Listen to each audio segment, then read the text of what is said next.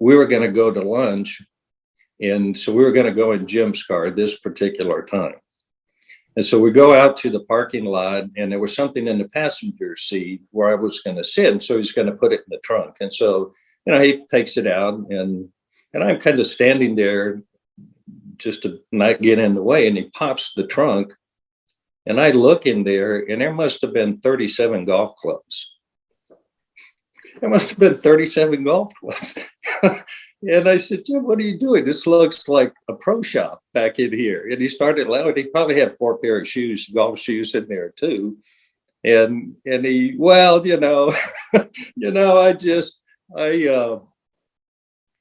I like trying stuff out. And so he was like a VIP customer for the secondhand golf store.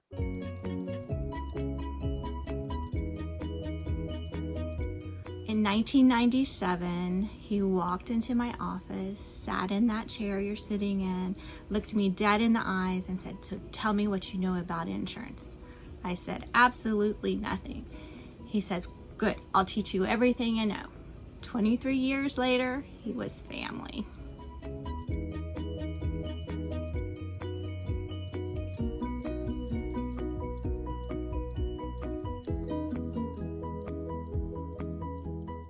Jim Menzies was a friend of our family for many years since he and my brother met in high school. He would be with us for many Thanksgivings and Christmases. He was like another brother to me. One of my favorite things that he did was his rendition of God delivering the 10 Commandments to my niece Courtney when she was younger. She would squeal and he loved it as much as she did, and it would be complete with thunder and lightning. "Thou shalt not kill." I'll remember that till the day I die.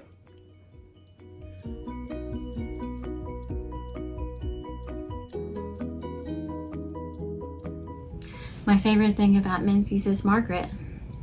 I have admired her since I met her 33 years ago at a Teledynamics Christmas party. She's a great lady. What I miss about Menzies is his bear hugs. I can still hear his booming voice and the shuffle in his walk. You knew he was around, and I knew I was going to get that bear hug.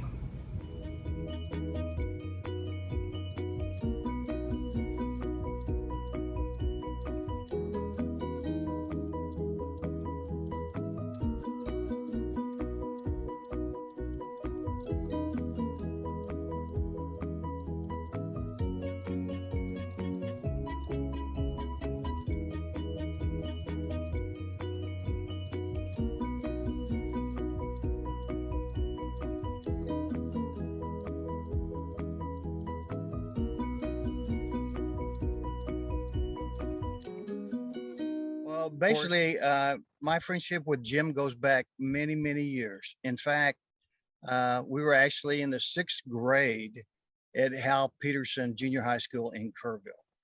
And then we were, of course, I had to wear my Tivy Antler t-shirt because we were the part of Tivy Antler fighting Tivy Antlers, basically. And then I knew Jim, of course, through Southwest Texas. So our friendship goes back many, many years. And one thing I do remember about Jim is that he valued friendships. He really did. And giving you an example, Pam and I were doing some traveling and stuff, and Jim would always contact us, seemed like about every week or so, and he would leave a message. And he would call me Donnie.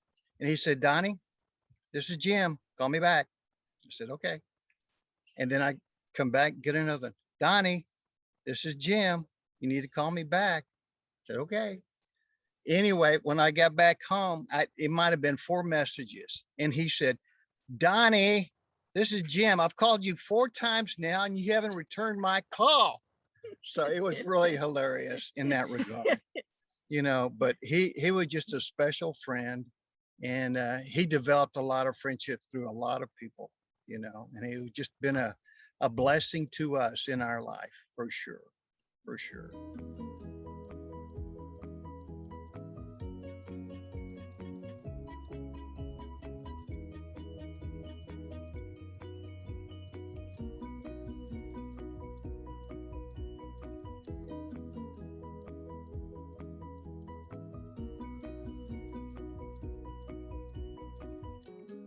I was just recovering from my 5-artery bypass and my stroke, which I had in the hospital 7 days after my surgery.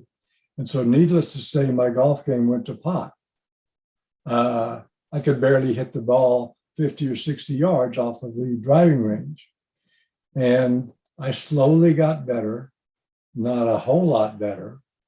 And Jim asked me to play with him in the string tournament. I thought, you got to be kidding. You got to be crazy. And so I thought, nobody else is going to ask me. So we decided we would play together, and we had a great time. We didn't come in first. We didn't come in second. We had a great time, and we laughed and joked.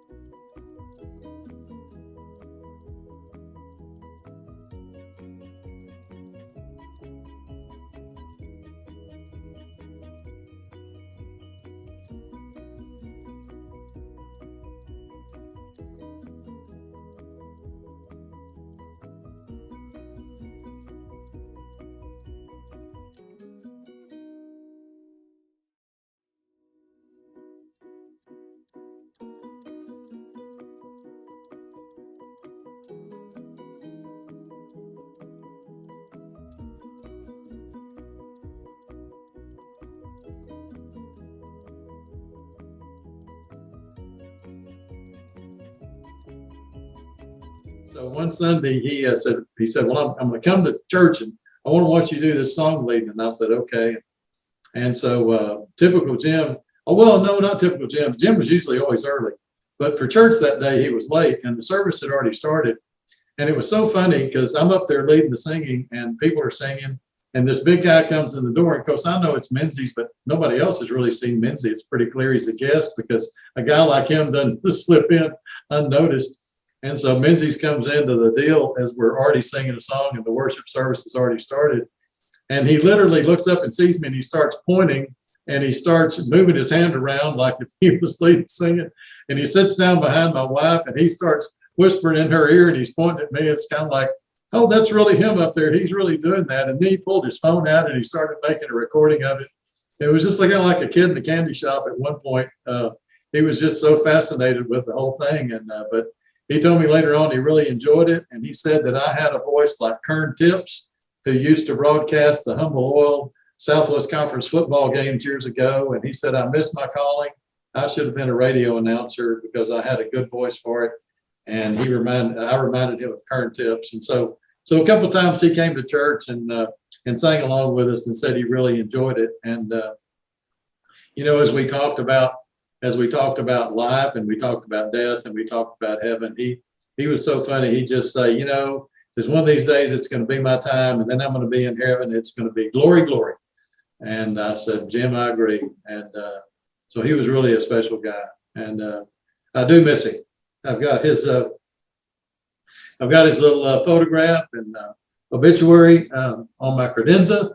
And I keep my little photograph here when he and I played golf in the 2013 FCA Tom Landry Open. So anyway, me and Big Cat, I miss him. And I'm glad to be part of the celebration of his life.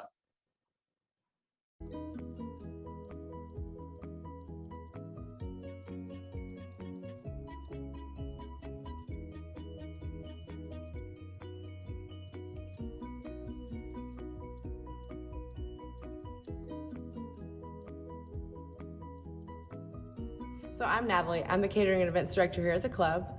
There's a lot of memories I have of Big Cat. He was a friend to us all for sure, but there was not a time he came to the club that he didn't come to the office and stop by everybody's desk. He took turns and came by and took 10-15 minutes before he ever went out on the course or anywhere else just to say hi to us. And yeah, we love him. We miss him. And yeah, happy birthday, Big Cat in heaven. And we see you again one day, I hope.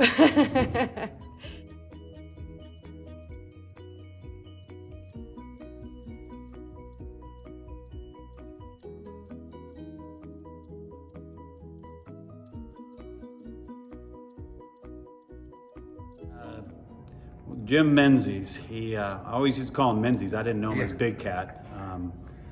He was known as Big Cat around the club, but I was a manager at Berry Creek up in Georgetown, and he had a friend, Danny Meggs, that he'd come play golf with occasionally on the weekends.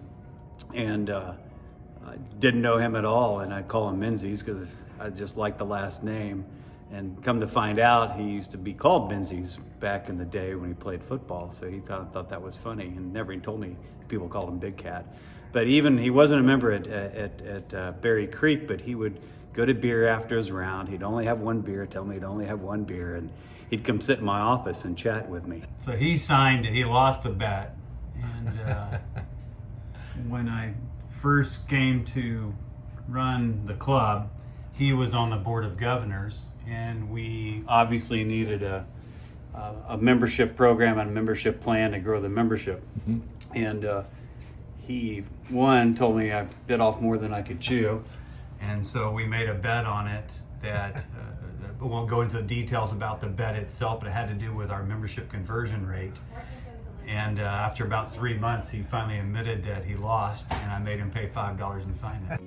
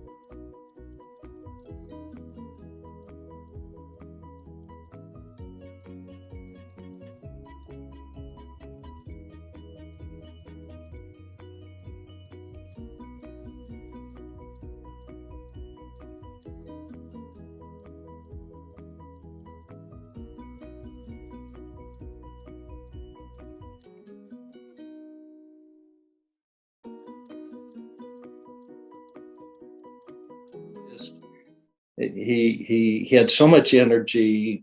He was tough when he needed to be. But I saw him shed tears half a dozen different times, unashamedly. And it was important to see that, right? Because it was real. And I know when he had his heart issues and he had surgery and all that, that it was a huge challenge, but he never complained.